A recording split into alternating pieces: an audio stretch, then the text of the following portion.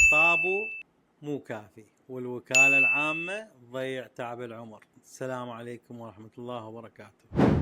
أهلا بكم بحلقة اليوم، حلقة ما أعتبرها مجرد توعية بل تحذير وصرخة قانونية لكل عراقي عنده عقار أو ناوي يشتري أو عنده وكالة باسم شخص آخر.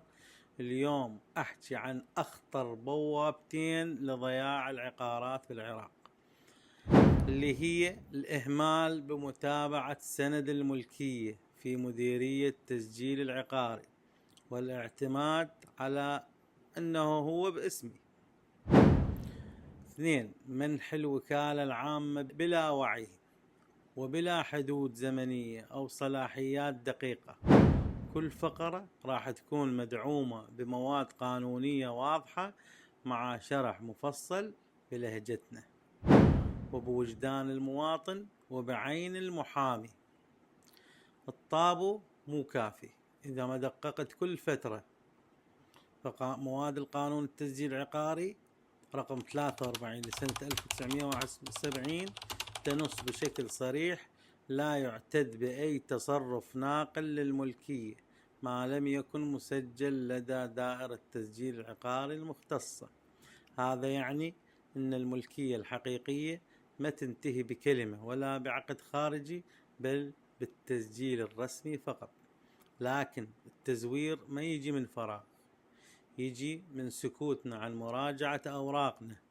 اليوم آلاف المواطنين عندهم سندات ملكية بس ما راجعوا دوائرها من سنين. اكو ناس صار لهم حجز على العقار بسبب دين أو دعوة قانونية أو غرامة وهم ما يدرون.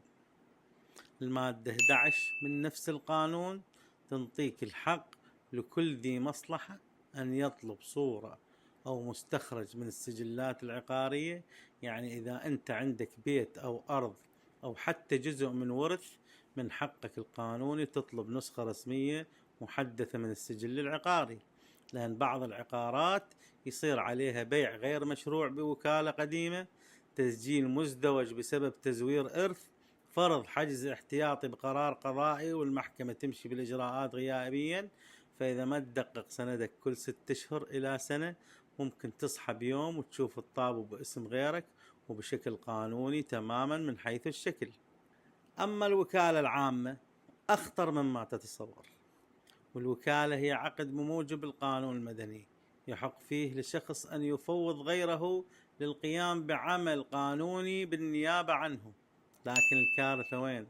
الكارثة تكمن في الوكالة العامة غير القابل للعزل أو الوكالة المطلقة، واللي تكون بصياغة مثل: يحق له البيع والشراء والإفراغ والتنازل والتسجيل أمام كافة الجهات الرسمية.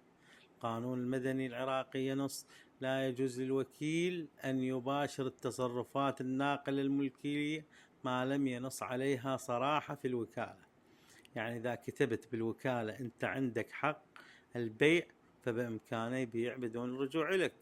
والأخطر مادة اللي تنص على انتهاء الوكالة بموت أحد الطرفين أو بعزل الوكيل، لكن بشرط: لازم يتم تسجيل العزل رسميا لدى كاتب العدل اللي صدرت منه الوكالة. اكو ناس تعتقد انه اذا راح للوكيل وكالة بالكلام يعني الموضوع انتهى، بس بالمحكمة ما يعتد الا بالكتابة الرسمية. قانون الإثبات رقم 107 لسنة 1979: الكتابة هي حجة قاطعة على من صدرت منه ما لم يثبت تزويرها أو وجود مانع قانوني. يعني إذا أنت موقع على وكالة وتنص على البيع، ما تقدر تقول للقاضي ما كنت قاصد. القصد يفهم من النص مو من الشعور. اكو آلاف العقارات انباعت بموجب وكالات عامة، وبعض الناس فقدت بيوتها، وكل شي صار قانوني. سندك العقاري مو بس تنام عليه، لازم تتابعه وتطلب مستخرج حديث وتحميه من أي تلاعب. لا توقع وكالة عامة إلا بصياغة قانونية دقيقة، ويفضل تكون محددة بزمن وصلاحيات واضحة. إذا لغيت الوكالة لا تكتفي بالكلام، سجل العزل الرسمي وابلغ الجهات المختصة. الطعن بالوكالة بعد تنفيذها شبه مستحيل إذا كانت مطابقة من حيث الشكل. في الختام، العقار ثروة، والتصرف به مسؤولية لا تهمل سندك ولا تستهين بالوكالة. كل حرف تكتبه وكل ورقة توقعها هي عقد قانوني ممكن يرجع ضدك.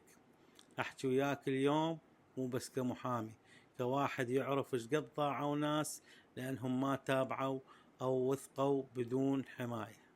تحياتي.